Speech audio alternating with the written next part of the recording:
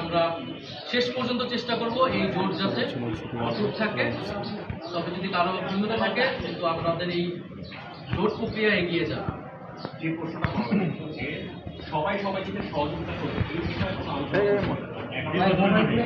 এটা তো সমঝোতা মানে তো সবাই সবাইকে এখানে সহযোগিতা করবে, যার জোটের প্রার্থী হবে। বাংলাদেশের নির্বাচনে আমাদের কিন্তু এখন আর কোনো দলের প্রার্থী না, জোটের প্রার্থী হবে। জোটের প্রার্থী যাকে মনোনীত করা হবে বৃহত্তর সাথে তাকে আমরা সবাই প্রত্যেকটা দল সহযোগিতা।